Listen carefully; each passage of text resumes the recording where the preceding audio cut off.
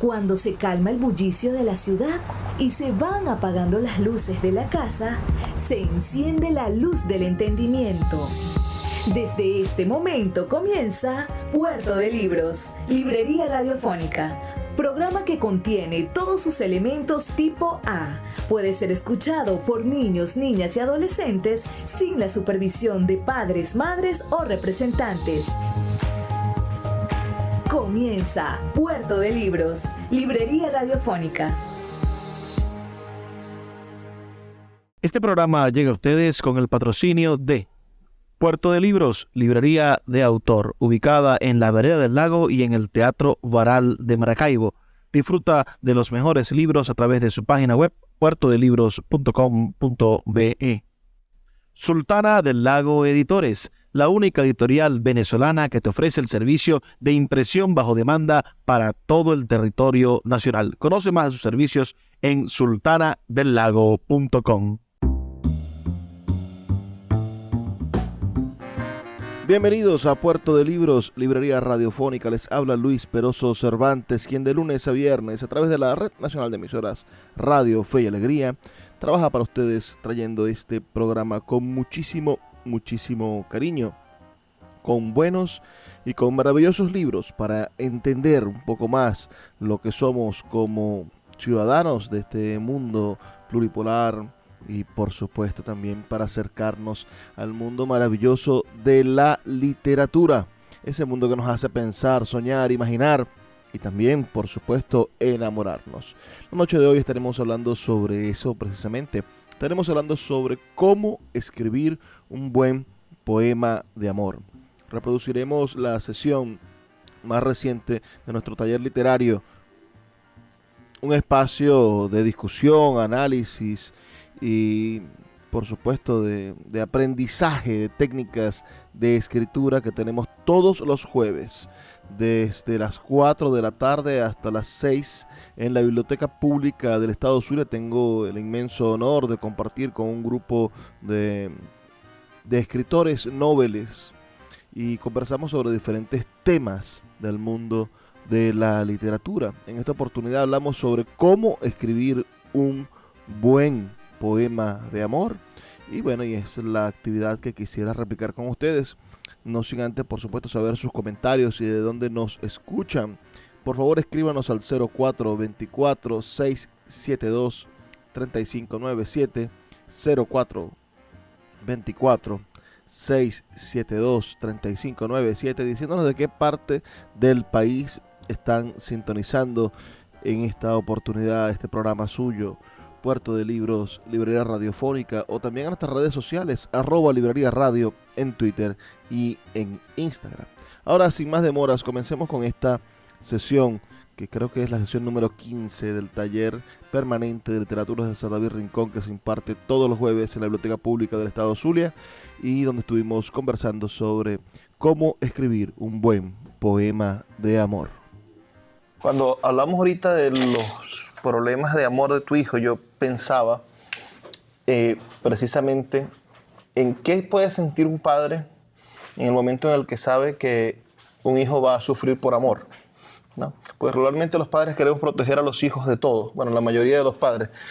Hay padres como el de Anaís Nin, que no era muy protector, o quizás era demasiado protector, no sabemos. Pero el caso es que si tú sabes que el amor conduce siempre a ese sufrimiento que lleva congénito, el amor, pensémoslo, el amor occidentalizado, nuestro amor occidental lleva por su naturaleza el hecho de que va a sufrir. Entonces, si tú ves crecer a tu hijo, sabes que en algún momento, o a tu hija, sabes que en algún momento alguien le va a romper el corazón. El padre machista, que es aquella cosa que quiere proteger a la hija todo el tiempo, ¿no? Y que busca vengar si algún hombre le ofende a su hija o le hace sentir mal, ese padre sobreprotector, también, bueno, está negándose al hecho de que de alguna u otra manera siempre se va a sufrir por amor. Y quizás ahí venga a relucir lo que vamos a conversar el día de hoy. Yo les proponía hoy que hiciésemos una conversación sobre cómo escribir un buen poema de amor. Cómo escribir un buen poema de amor pensando en aquello que decía el genial Reinald María Rilke en su carta al joven poeta, a ese muchacho, a ese cadete, que nunca me acuerdo el nombre del muchacho. Él le dice, lo más difícil es escribir sobre el amor, porque todo el mundo escribe sobre el amor, porque se ha escrito mucho sobre el amor. Entonces, ¿por qué no es lo más fácil si todo el mundo lo hace? Precisamente porque hay mucho escrito y muy bueno. Y en el momento en el que uno se vaya a preocupar por escribir un poema de amor, ¿cómo hacemos para que el poema de amor sea arte, para que sea significativo, para que diga algo más de lo que dice Pablo Neruda en sus 20 poemas de amor, una canción desesperada? Muchos escritores se plantean este problema en el momento en el que van a escribir. Es decir, yo tengo algo que decir frente a todo lo que se ha dicho. Este es uno de los grandes temas del momento de acercarnos a la escritura literaria. ¿Es pertinente que yo diga algo después de que Pablo Neruda escribió su poema número 20 y puedo escribir los versos más tristes esta noche? Escribir, por ejemplo, la noche está estrellada y tiritan azules los astros a lo lejos. ¿Puedo yo atreverme a decir algo por el estilo si él lo escribió con tanta maravilla? ¿O puedo yo atreverme a escribir un poema erótico, un poema cuando tanta gente ha hecho y lo ha hecho también? Yo siempre tengo una respuesta pragmática para eso. Escríbelo porque es tuyo, ¿no? Escríbelo tuyo, intenta acercarte a escribir lo tuyo. Porque el gran problema está en cuando queremos escribir como el otro. Cuando queremos ser Pablo Neruda. Es decir, nadie va a poder ser mejor que Pablo Neruda siendo Pablo Neruda. Al propio Pablo Neruda, en uno de sus últimos libros, que se llama El libro de las preguntas, se pregunta, ¿habrá algo más ridículo en el mundo que llamarse Pablo Neruda? No, porque su verdadero nombre era Nectalí de los Reyes, ¿no? Y entonces él decide colocarse un seudónimo gigantesco en su juventud, y ese mote lo acompaña el resto de su vida, y es un hombre artístico, pero al final, supongo, por eso lo escribió, era una especie de peso, ¿no? Y una especie de pose también. Yo le decía a un escritor zuliano que nunca cogió consejos, un muchacho llamado Reinaldo Fernández, que se llamara Reinaldo Fernández, pero a él le gustaba colocarse Reinaldo de Fernández. Entonces yo le decía, Reinaldo, lo mejor que tienes, lo único que tienes tú que ofrecer al mundo es que vives en La Guajira, vives en el Guanábano. Y todos los esfuerzos que haces para escribir desde el Guanábano y estas cosas que estás haciendo, que te vienes a estudiar aquí a Maracaibo, que son 2 horas y media de carretera, todo esto es tu épica. No la castices, es decir, porque te pones Reinaldo de Fernández. Tal como él era el autor, yo publiqué el libro, lo publiqué de Fernández. Pero él le va a pesar eso. Dentro de algunos años, cuando madure, cuando crezca intelectualmente, va a decir, yo sí soy ridículo, ¿por qué me puse de Fernández? Pero es como Pablo Neruda, ¿no? Que también se hizo la misma pregunta. Pero volviendo a esto, el preguntarnos, ¿nosotros tenemos algo que decir en el amor? Cuando yo creo que sí, y por eso los primeros grandes poemas líricos del mundo son poemas de amor. Es decir, los poemas de Anacreonte y de Safo, pensando en lo griego, ¿no? Son grandes y hermosos poemas de amor. El primer bestseller de la historia fue un libro llamado El arte de amar, del señor Ovidio, y fue el primer libro de grandes ventas. Todos los romanos andaban con su librito y lo recomendaban, y habían librerías, en ese entonces ya habían librerías que vendían los papiros, y la gente llegaba a comprar y se agotaba El arte de amar, y los amanuenses tenían que seguir escribiendo el mismo libro una y otra vez. Era una cosa maravillosa. Ahora, nosotros estamos vinculados al amor por naturaleza, por biología, por necesidad biológica y evolutiva. Parece que el ser humano es un ser que ha desarrollado algo que quizás en otros animales no lo hayan. Yo veo, por ejemplo, el caso de amarse para toda la vida, ¿no? Ese argumento que es humano. En las dantas no funciona. Las dantas están 4 años con una pareja y después se buscan otra. Pero los pingüinos sí. Creo que la vida de los pingüinos es corta. ¿Sabes dónde la monogamia parece que es interesante? Me dicen, no lo sé, que las palomas se enamoran, ¿no? Hay unas aves que conservan... Guacamayas. De hecho, yo conocí una pareja de guacamayas con más de 40 años. Mira el caso de las guacamayas, que son animales que viven mucho tiempo, ¿no? 70 años, Porque hay un resto de animales que viven poco tiempo y quizás por eso tienen una sola pareja. Yo pienso, por ejemplo, en el hornero, ¿no? Que es ese hermoso pajarito argentino que construye un nido de barro. Además te hace esa cosa. El hornero hace la casa de barro, ¿no? Y comparte con su pareja, pero vive poco tiempo. Y pasa casi toda su vida haciendo el nido para reproducirse y morirse. En los insectos, en la mayoría de los insectos que conocemos, el macho se inmola por amor, ¿no? Arañas, tarántulas, el macho se muere después del acto. Y la hembra se come al macho porque es una fuente de proteína directa. Dígame la cosa terrible del mantis, ¿no? El mantis es, bueno, no sé si ustedes vieron aquella película... Ciencia ficción de los 50. No, la película de... Es una película japonesa no, china, donde al final la tipa mata al hombre. Se me olvidó el nombre de la película. Fue un escándalo. Pero el caso es que la mantis hace todo lo posible para enamorar a la mujer y al final la mantis hembra se lo come vivo en el acto y esa es la manera de inseminarse. Entonces, evidentemente, esta idea del amor y de vivir felices toda la vida no es muy natural. No es muy natural. En nuestro caso, en la razón evolutiva, tiene sentido el que nosotros nos querramos mucho tiempo, porque la cría del cachorro de humano tarda mucho en ser independiente. No sucede con otras razas. El cachorro de oso, bueno, es delicadito y la osa lo cuida a rabiar, lo sabemos, ¿no? Es decir, el oso es más oso.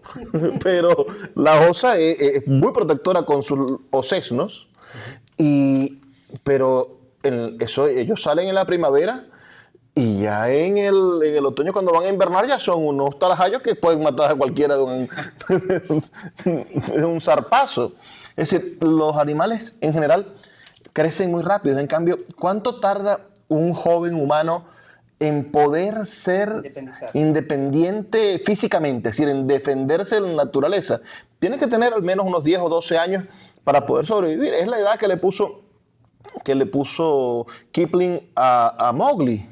Mowgli es supuestamente un bebé que está con la loba, ¿no? Y toma de la leche de la loba, casi a la cosa, pero Mowgli tiene 10 o 12 años cuando se desarrollan las cosas, cuando se enfrenta al tigre, cuando pasan esas cosas que suceden en esa interesantísima historia que la gente cree que es de Disney y que es una historia linda y maravillosa, pero es un tomo así gigantesco que se llama la historia de las tierras vírgenes de Kipling. Kipling escribía muchísimo. Y es una historia además interesantísima porque se continúa con la historia de piratas. Es decir, este muchacho crece hasta cierto punto y después se va a la mar. Es decir, es un universo gigantesco que él continuó escribiendo. Kipling también escribió historias de piratas, así como Salgari escribió esas maravillosas historias de piratas. Síguenos en @Librería Radio. Puerto de Libros, librería de autor. 7 años siendo la librería virtual más grande de Venezuela, con 2 sedes físicas, una en el Teatro Baral de Maracaibo y otra en la Vereda del Lago. Es un centro cultural dedicado al libro, proyecciones de cine gratuitas, talleres literarios, formación de nuevos escritores, talleres de teatro y de música, todo en un espacio dedicado al mundo de los libros y del conocimiento. Síguenos en nuestras redes sociales @Puerto de Libros y compra todos nuestros libros en la página web www.puertodelibros.com.be. Puerto de Libros, la librería que estás buscando. El poeta Luis Peroso Cervantes le acompaña en Puerto de Libros, Librería Radiofónica, por Radio Fe y Alegría, con todas las voces. Pero volvamos al tema del amor. ¿Por qué el amor, y aquí estoy hablando nada más del amor en Occidente? Porque el amor de los japoneses y el amor de los chinos es otra cosa. Para eso podríamos hacer un seminario completo hablando del amor de los japoneses y los chinos. Tienen una concepción diferente acerca de la relación de pareja, de la fidelidad, de la correspondencia, de quién elige. Es diferente. Pero Occidente, que pensemos, a excepción de que China es gigantesca, tiene muchísima gente, pero Occidente está mediado por esta idea del amor, que el amor real duele. El verdadero amor está mediado por el dolor, por el sufrimiento, por la amargura. ¿Por qué te decía que pensabas en la muerte de tu hijo y que la muerte de tu hijo, la que viva hasta los 88, en que sufriera el amor, en que sufriese el hecho de que tenga una desavenencia amorosa? Lo pienso por un libro que se llama El amor y la muerte, de un hombre genial que se llama Bras Echenique, que por cierto ha estado, lleno de acusaciones de plagio y tal. Sí, plagió a alguna gente, pero lo hizo para poder ganarse unos reales con unas revistas. Él es colombiano, ¿no? No, Bras Echenique es peruano. Y escribió un libro bellísimo que se llama Un mundo para Julius, donde se revelan las inconsistencias de la sociedad, de la alta sociedad peruana, de los pobres, de los ricos, de que el ser blanco en el Perú no es cualquier cosa en medio de la sociedad limeña que está encerrada. Bueno, todo eso está metido allí en Un mundo para Julius. Pero él escribió este libro que se llama El amor y la muerte. Es un libro que fue publicado por la editorial Debate. Todavía se deben conseguir ejemplares por allí. Es un libro que tiene un dominó en la portada. Y él comienza diciendo que el amor siempre termina mal. Que no hay manera de que el amor termine bien. O sea, no quiere decir que sea malo, no, sino que termina mal. Hay dos opciones fundamentales como el amor termina, y es mal en los dos casos. La primera es que se separen los que se amaron mucho. La segunda es la muerte. Y la otra es que se muera uno de los dos. Es decir, en el mejor de los casos, donde tuviste 40 años, 50 años feliz con tu pareja y se amaron todos los instantes y respiraban juntos y comían juntos y se necesitaban, uno de los dos se va a morir. Y uno va a sufrir porque se está muriendo, si es que tiene una enfermedad, y el otro va a sufrir porque está viendo morir a la persona que ama. Y decía Bras Echenique algo que me parecía terrible, ¿no? Porque quizás yo no lo había pensado hasta que lo leí en su libro. Le decía, ¿cómo le dices a una señora de 80 años después que se muere su esposo, tranquila, otro vendrá? Como le dice a una joven de 15 o a un joven de 15 que lo acaba de dejar la novia que le montó cachos con el otro. Es decir, te vi que le estabas escribiendo al otro y se pelean y sufren y está llorando. ¿Quién no ha llorado por amor, no? Habrá algunos que no haya llorado por amor y será un bendito, o quizás un maldito tendrá esa mácula de no haber llorado por amor. Pero pensemos en que en Occidente, y por las propias razones evolutivas, el hombre necesita estar enamorado, todo esto, en Occidente nosotros hemos siempre pedido pruebas de amor. Es decir, ¿cómo confiar en el otro? Es uno de los grandes problemas de la sociedad. Bueno, en sociología no sé si se lo plantean, pero en la literatura la confianza es uno de los grandes temas conceptuales del gran tema literario que es el amor. Sí, dentro del amor está la confianza.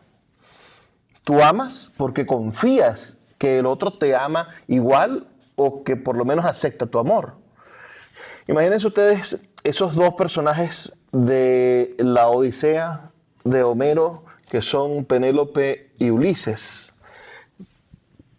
Todos esos años alejados Ulises de Ítaca, y se supone que Penélope ha estado tejiendo de día y destejiendo de noche, porque cuando ella termine ese tejido es que ya Ulises no va a volver, ¿no? Y va a tener que casarse con otra persona.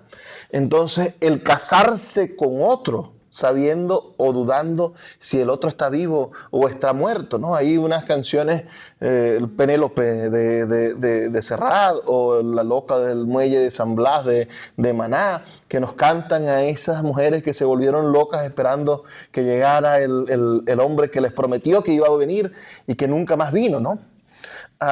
Pero el caso de Ulises, hay una extrema confianza. Penélope pudo haberse casado con otro, pensando que su esposo, que estaba perdido en el mar durante decenas de años, no iba a volver. Incluso él con Circe también. Y él, bueno, él se acostó con Circe, con quién sabe lo que hizo en el barco, ¿no? Pero en el caso de los hombres, en la literatura machista, hay que reconocerlo ciertamente, la literatura, por eso cuando a mí me preguntan, ¿por qué hablar de literatura escrita por mujeres? ¿Por qué hacer esa salvedad si la literatura es igual para todos? Vienen los que lo llaman a uno progresista o lo llaman a uno woke o cualquiera de estas cosas que me dicen cada vez que yo hablo de los derechos de las minorías, etc. Bueno, evidentemente porque hasta hace hace 100 años las mujeres no escribían o escribían muy poco. O la mayoría de los escritores hasta 1920 eran hombres. Hoy, cuando se le entrega un premio Nobel a una mujer, tenemos una fiebre de gente atacando a la premio Nobel, no porque no la conocemos, porque tal, pero todos los otros candidatos que están nombrando son hombres. Es decir, tú ves la lista de favoritos y la gran lista de favoritos que hay son hombres. Entonces parece que hay una norma subconsciente en Occidente de que el hombre es el líder natural de la sociedad. Entonces cuando hay una mujer que proclama su liderazgo, que se convierte en una exitosa escritora, bueno, en ese momento la sociedad se conmueve, se remueve. Bueno, a fin de cuentas, cuando hablamos del problema del amor y la confianza, nos estamos entregando a uno de los fundamentos de cómo descifrar un buen tema de amor. Es decir, porque cuando hablamos del amor nos podemos convertir en melosos, nos podemos convertir en cursis. ¿Se recuerdan? No sé si vieron esa sesión los que no estuvieron en internet. Grabamos una sesión donde hablábamos sobre cómo escribir un buen poema, es decir, cómo sabemos si un texto literario es bueno o es malo. Y decíamos, bueno, que había un aspecto que era el sentimiento y que si tenía mucho sentimiento ese poema o ese cuento o esa historia que estábamos diciendo, bueno, iba a ser cursi o iba a ser sentimentaloide. Cuando la señora le llegó al poeta Carlos Eldemar Pérez en el taller, le dice, mire, poeta, le escribí este poema a mi mamá, ¿qué le parece?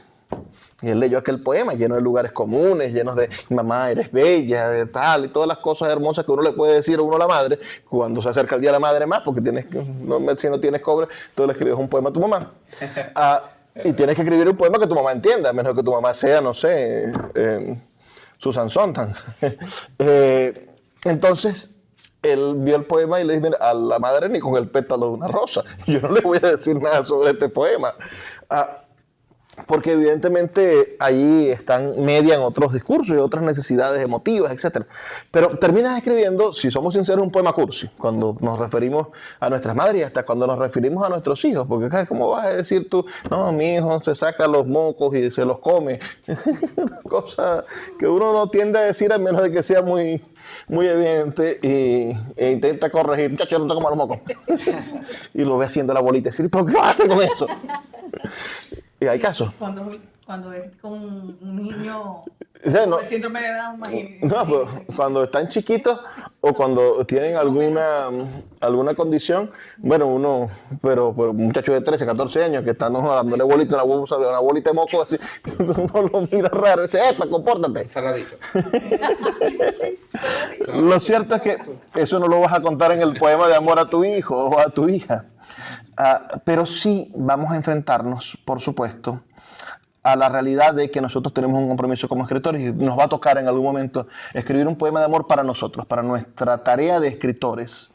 ¿Cómo hacemos para afrontar ese tema? A mí me gusta el elemento de la confianza, es decir, un ejercicio, un punto y aparte para decidir cómo abordar el tema del amor Y si lo quieres abordar, por ejemplo, pensando en tu marido, es decir, ¿por qué tú amas a tu esposo o por qué tú amas a tu esposa o a tu pareja? Es decir, intenta describir emocionalmente para la literatura por qué confías en esa persona. No digas que lo amas, explica con metáforas por qué confías en él. Ese es una de las maneras de abordar al amor. Otro de los temas que siempre se han acercado al amor es el asunto de la observación, ¿no? Ese mirar al otro, aquel extasiarse con el otro, con la belleza del otro. Y aquí hay otro de los elementos que yo creo que solamente tiene el ser humano. El ser humano ha desarrollado lo erótico. No creo, y me corregirán ustedes, si hay en la naturaleza una experiencia erótica. Quizás los pájaros, y volvemos a los pájaros, tienen aquellas danzas celebratorias, ¿no? Hay estas bellas aves. Pensemos en el pavo real, ¿no? El macho pavo real extiende aquellas plumas para seducir a la pavo real, que no que es fea, sino que no tiene plumas. Y el ave del paraíso también. El ave del paraíso que abre aquellas plumas de este lado, hay una especie de danza ritual, no sé, de demostración de que yo soy más bonito, yo te puedo dar mejores genes, cosas, pero eso se parece a lo erótico. El hombre ha desarrollado el discurso de lo erótico, ha desarrollado el discurso de la seducción desde las ideas. Ningún otro animal, a pesar de sus herramientas comunicativas, logra solamente con ideas seducir a la pareja. Escuchas Puerto de Libros con el poeta Luis Peroso Cervantes. Síguenos en Twitter e Instagram como @Librería Radio.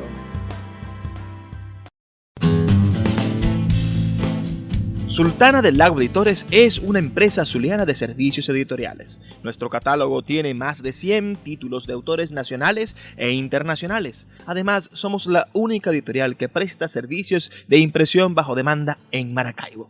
No necesitas invertir en grandes tirajes. Tus lectores pedirán tu libro, nosotros lo imprimiremos y tú obtendrás regalías. Por ello, también editamos internacionalmente en Amazon y Google Play Books. Conoce más en nuestra nueva página web www.sultanadelago.com o siguiéndonos en Instagram como @sultanadelago. Escuchas Puerto de Libros con el poeta Luis Peroso Cervantes. Síguenos en Twitter e Instagram como @Librería Radio. Pensemos en los monos que tienen un lenguaje gigantesco y que aprenden, por cierto, a hablar muy rápido y a comunicarse muy rápido entre ellos. Siempre vence el mono más alfa. Siempre, es decir, la mona nunca elige al mono beta ni que sepa elegir las frutas más bonitas. Es decir, el mono menos fuerte intenta esforzarse de llevarle algo a la mona, de seducirla, de tal, pero siempre va a escoger el mono más fuerte, porque es un asunto instintual. Pero nosotros, como seres humanos, hemos desarrollado el discurso de lo erótico, y lo erótico no es solamente lo sexual. Está dotado lo erótico de otras voluptuosidades. Y ahí viene otra palabra interesante, que es lo voluptuoso. Lo voluptuoso, quizá difícil de definir para algunos, pero lo voluptuoso es aquello que sobresale del otro, aquello que es tangible, que es mirable, que hace sin ser grotesco, que es otro término. Es decir, tú podrías entender que está lo que sobresale del otro, que es grotesco, ¿no? Pensamos en una joroba, pensemos en una persona que tiene un diente más largo que otro, en esas cosas que nos pasan en la naturaleza. Pero lo voluptuoso ofrece un equilibrio, pero sobresale sobre el otro. Es decir, la voluptuosidad, por ejemplo, de unas mejillas bonitas. Hay hombres y mujeres que tienen unas mejillas adorables. Ahorita fuimos a Trujillo y había un muchacho que tenía las mejillas rosadas así. Eran voluptuosas esas mejillas. Y bueno, el hombre ve la voluptuosidad de las nalgas de una mujer ¿no? O ve la voluptuosidad de sus pechos, y las mujeres ven la voluptuosidad de los brazos, de los hombros, de sus piernas, la barbilla, aquella cosa no sé. Entonces, evidentemente, el discurso de lo voluptuoso es asombrosamente desarrollado en la literatura. Y yo creo que es el punto más difícil de innovar dentro de la literatura, porque las formas del cuerpo vienen a ser más o menos las mismas todo el tiempo, y las estructuras de lo bello, es decir, nuestro canon de lo que es bello corporalmente, regularmente está impuesto por la sociedad. Entonces las mujeres de pechos firmes y grandes, nalgas voluminosas y levantadas, los hombres musculosos, esa estructura de belleza física realmente nos las imponen, o sea, la aprendemos. Entonces, innovar sobre ello implica una extensa sinceridad. ¿Cómo podemos nosotros hablar de la voluptuosidad del ser que amamos? Sacándolo del patrón de lo bello estandarizado. Tenemos que tener la valentía y la observación para llegar a eso bello estandarizado y decir, bueno, mi amor, me encanta porque eres calvo. Y te voy a explicar la belleza de tu calvicie. ¿Por qué eres calvo? Claro, porque es que lo calvo no es el estándar de lo bello, ¿no? El calvo anda con una gorra, precisamente porque a pesar que pueda ser un calvo de gimnasio, bueno, él siente que está fuera del canon de lo bello, que debería tener un cabello lacio y no un cabello de ¿cómo se llama? De cabello de chicharrón de negrito, porque eso tampoco está dentro del estándar de lo bello. Entonces, ¿cómo podemos nosotros escribir un buen poema de amor? Desde la voluptuosidad, que es un elemento que se ha escrito muchísimo, bueno, evidentemente haciéndolo con la sinceridad de romper con el patrón de la perfección. Es decir, no le vas a hablar a tu esposo de bíceps perfectos cuando es barrigoncillo. No, hablemos de la barriga del esposo, hablemos de la pelusa que se encuentra en tu ombligo y de por qué es hermosa. Y olorosa. Otra de las cosas que ha sido fundamental, todo esto es desmitificando un poco el problema del amor. Recordemos que para Occidente el amor es dolor. El amor es dolor porque la única manera que tú sepas que el otro verdaderamente te ama es cuando el otro muere por ti.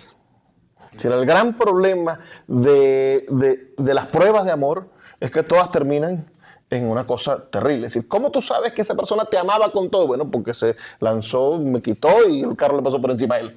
Es decir, ¿qué otra demostración quieres cuando se trata de amor, ¿no? Por eso las madres dan, y los padres, algunos, dan la vida por los hijos, precisamente porque son actos, digamos, de amor. Algún psicólogo impositivo nos dirá, eso es amor enfermizo. No puedes dedicar tu vida al otro, tienes que tener amor propio, primero tienes que amarte a ti mismo, sálvate a ti del choque. Pero estamos hablando de la historia de Occidente. ¿Dónde están las grandes historias de amor, digamos, del canon de amor? Pensemos en Tristán e Isolda, que es un canon medieval del amor. ¿Qué pasó con Tristán e Isolda? Un rey al cual Tristán, el gran caballero, el caballero perfecto, lo envía a rescatar a una mujer de un dragón, a una princesa, porque el rey se quiere casar con ella. Le dice a su caballero número 1, mira, vaya, mata el dragón y me trae a la muchacha. Hay dos versiones, una con una pócima de amor que obedece a el canon de los cuentos de Prof. Es decir, hay una pócima de amor que hace que se enamore, el elemento mágico. Y hay otras versiones posteriores que dicen que simplemente se enamoraron. Es decir, que el caballero perfecto quedó deslumbrado con la belleza de Isolda. Isolda se enamora de él porque lo ve que es valiente, porque lo salva del dragón. Y cuando ella se va a decir, ay, mi héroe, mi salvador, me voy contigo, dice, un momento, yo vengo en representación del rey y te vengo a llevar para que te cases con él. Se supone que en el camino le dan la pócima de amor a Isolda y le dan la pócima de amor a por algún error la tomaron y se enamoran en el barco, y cuando llegan a la cuestión ya están enamorados. Bien sea la versión que prefiramos, que verdaderamente Isolda era extraordinariamente hermosa y se volvió loco de amor el caballero Tristán por ella, o que había un elemento mágico que los echó a perder la vida e hizo que él traicionara sus juramentos. Cuando llegan, le toca a Isolda casarse con el rey. Y se aman secretamente. Y sufren porque se aman Isolda y Tristán. Tristán es el caballero más leal del rey, que lo acompaña a todos lados, que es el hombre en el que más confía el rey. Y tiene que ver a Isolda todo el tiempo. Esto no pueden con este dolor y deciden, se intercambian mensajes en las noches por las cañerías. Sale de la torre Tristán y ella envía por los canales de agua las notas que él lee, donde ve su letra, donde la anhela, desea tenerla, y deciden fugarse. Se van al bosque y llegan a una cabaña de un leñador. Y esa noche, en algunas historias más modernas, hacen lo que tienen que hacer. En la historia donde está la pócima, él pone su espada en el medio de la cama, porque hay una sola cama, la del leñador, que además lo mandaron a dormir no sé para dónde. Y Isolda se duerme de un lado y él se duerme del otro lado de la espada, porque es el juramento. Al día siguiente, Tristán se arrepiente y se devuelve con Isolda al reino. Le cuenta todo al rey. También hay versiones donde los alcanzan y los capturan cuando amanece. El rey perdona a su reina porque dice que este es un traidor, y a este lo condena a morir en la hoguera. Y a la reina la castiga teniendo que ver cómo muere quemado Tristán. Cuando le prenden fuego a Tristán, Isolda se suelta de sus captores y se lanza al fuego con él. Y él sufre viendo cómo ella se quema, y ella calma su dolor quemándose con él. Ese es el epítome del amor en Occidente. Eso es lo más... ¡Ay, qué historia de amor tan bella! Sí, también. Amor igual a dolor. Por eso es tan interesante un hombre genial como en el movimiento romántico. Un poco después vamos a encontrar un hombre genial como Novalis. El señor Novalis escribió un libro que se llama Himnos a la noche. A Novalis le pasó algo terrible. Novalis estaba muy enamorado de su novia, locamente enamorado de su novia, y una peste la mata. Y ella era buena, era cristiana. Entonces él sufre, está desolado porque su novia se murió. Y la vida para él pierde todo el sentido, porque la persona que más ama en el mundo está muerta. Pero él no se puede suicidar, por más de que la vida no le sirva. Porque se suicida, no va al cielo. Es decir, no la va a ver más nunca. Y su única esperanza es que le llegue la muerte para volverla a ver. Por eso él canta a la noche y camina por los cementerios. Es una cosa de la contradicción y de la esperanza. Dice en algún momento que la vida es el verdadero sueño. Porque él viene de la noche eterna de no haber nacido y va hacia la noche eterna de la muerte. Y que está loco porque termina ese destello de luz que es la vida, que para él no tiene sentido. Pesimista también. Bueno, porque es que recordemos que los románticos hablan de la libertad. Y cuando quieres ser libre y te consigues con el rey, porque no te permite ser libre, quieres ser libre y te consigues con los impuestos, quieres ser libre y se te acaba el dinero, quieres ser libre y no te permiten casarte con la que te quieres casar, la única libertad que tienes es la de morirte. Es la única libertad.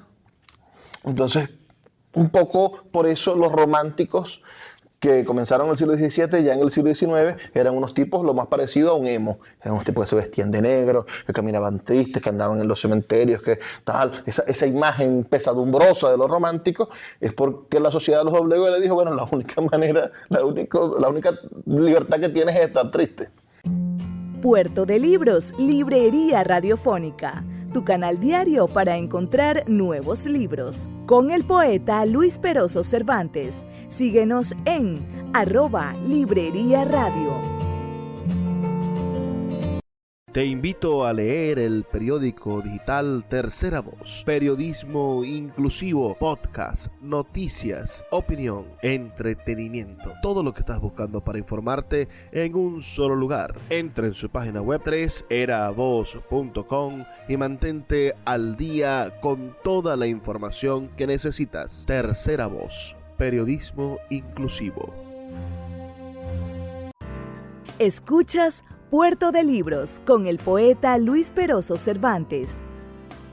Síguenos en Twitter e Instagram como @Librería Radio. Sí, mira, hay un hombre, el poeta romántico, aquí está, por cierto, qué bueno, esto se llama poemancia, así lo llamó Cortázar, la poemancia. Este hombre es José Asunción Silva, el poeta romántico más importante de Colombia, y es este poema que dice: Nocturna. Una noche toda llena de murmullos, de perfumes y de música de alas. Imagínense este tipo del siglo XIX, nació en 1865 y murió jovencísimo. Murió en 1896, 30 y tantos años. Murió jovencísimo. La Casa de la Poesía de Bogotá se llama Casa Silva de Poesía, una gran institución que promueve la poesía en Colombia. Este poema: una noche toda llena de murmullos, de perfumes y de música. Una noche en la que ardían en la sombra nupcial y húmeda las luciérnagas fantásticas. A mi lado lentamente, contra mí ceñida toda, muda y pálida, como si un presentimiento de amarguras infinitas hasta el más secreto fondo de las fibras te agitara, por la senda florecida que atraviesa la llanura, caminabas.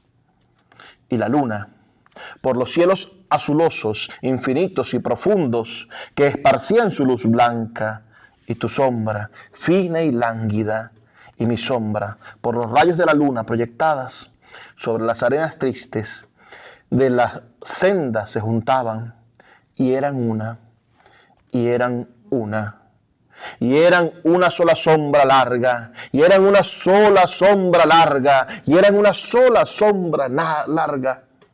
Esta noche, solo, el alma llena de las infinitas amarguras y agonías de tu muerte, separado de ti misma por el tiempo, por la tumba y la distancia, por el infinito negro, donde nuestra voz no alcanza, mudo y solo, por la senda caminaba, y se oían los ladridos de los perros a la luna pálida y el chirrido de las ranas. Sentí frío. Era el frío que tenían en tu alcoba tus mejillas y tus sienes y tus manos adoradas entre las blancuras nibias de las mortuorias sábanas. Era el frío del sepulcro. Era el hielo de la muerte. Iba sola por la estepa solitaria, y tu sombra esbelta y ágil, fina y lánguida, como en esa noche tibia de la muerta primavera, como en esa noche llena de murmullos, de perfumes y de música de alas, se acercó y marchó con ella, se acercó y marchó con ella, se acercó y marchó con ella. Oh, las sombras enlazadas. Oh, las sombras de los cuerpos que se juntan con las sombras de las almas. Oh, las sombras que se buscan en las noches de tristezas y de lágrimas. En el mismo caso, él se le murió una novia y escribió muchos poemas al respecto. Entonces, el amor, ese amor en la literatura, el amor de el despecho, el amor de lo incompleto, es otra de las grandes formas de escribir sobre el amor. Una de las cosas que más abunda en el mundo del amor en la cultura pop es el problema de los despechados, ¿no? ¿Sí? Porque toda la música que habla sobre amor, en su mayoría, es sobre amor triste.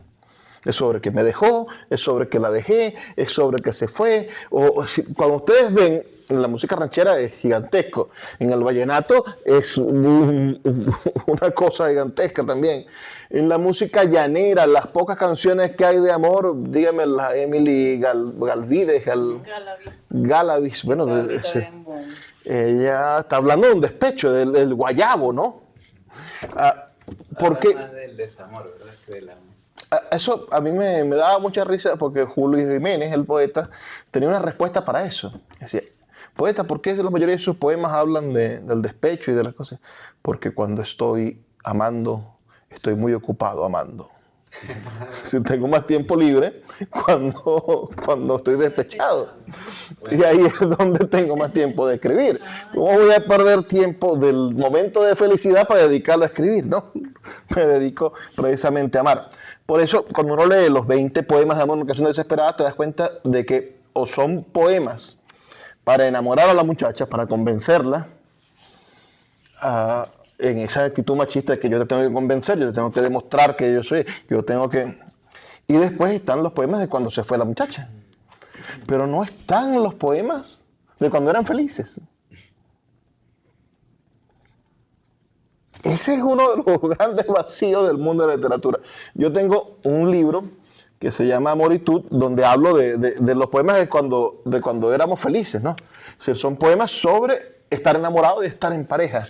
Y no son poemas tristes, nada, son unos raros poemas en ese sentido. Después escribí 2 libros de despecho, siguiendo ese ritmo, pero ese poema tiene 20 poemas. Son 20 simples poemas. Y escribir poemas sobre estar enamorado no son siempre los poemas más comunes en la literatura. Vamos a ver si la poemancia me ayuda y me aparece el maravilloso poema de Quevedo. ¿Tendrá algún índice al final? Creo que aquí está Francisco Quevedo. La poemancia está de mi lado hoy. Miren estos hermosos poemas de amor de Quevedo. Quevedo. El soneto de Quevedo. El siglo de oro, ¿verdad? Sí, nosotros en español tenemos este maravilloso siglo de oro que fue el momento en el cual teníamos a Quevedo, teníamos a Góngora, teníamos a Calderón de la Barca, comenzó con Lope de Vega y con Cervantes, es decir, los escritores más geniales de la época surgieron en español y coincidió con el reinado de Felipe II, que implicó la consolidación del imperio en todo el mundo, que empezaron a llegar todas las reliquias de oro de América. Bueno, no está el poema que les quiero leer, qué raro, pero les leeré otro. Este se llama Amor experto quiere dama práctica. Recuerden que esta es una antología de poesía erótica, ¿no? El vulgo comúnmente se aficiona a la que sabe que es doncella y moza, porque así le parece al que la goza que la coge la flor de su persona. Yo, para mí, más quiero una matrona, que con 1000 artificios se remoza, y por gozar de aquel que la retosa, 1 hora de la noche no perdona. La doncellita nunca hace de su parte, cuando la gozan, cosa que aproveche, ni se mueve ni da los dulces besos. Mas la otra lo hace tal arte, y amores os dirá, que en miel y en leche convierte la médula de los huesos. Miren esta definición del amor de Lope de Vega. Seguimos, hemos tenido la suerte, estamos leyendo, hemos leído 3 poetas en español. La poesía, deberíamos nosotros aprender a hablar todos los idiomas del mundo para poder leer poesía en todos los idiomas del mundo. No se entiende igual la poesía, creo yo, traducida. A veces hay traducciones espléndidas. Me pasa muchísimo con una obra genial como La Divina Comedia. Es muy difícil conseguir una buena traducción. Miren, Lope de Vega dice definición del amor. Lope de Vega nació en 1562 y murió en 1635. Dicen que tuvo más de 500 mujeres. Y sus últimos tiempos se recluyó en un monasterio para huir de las mujeres. Desmayarse. Todavía cansado. Qué suerte.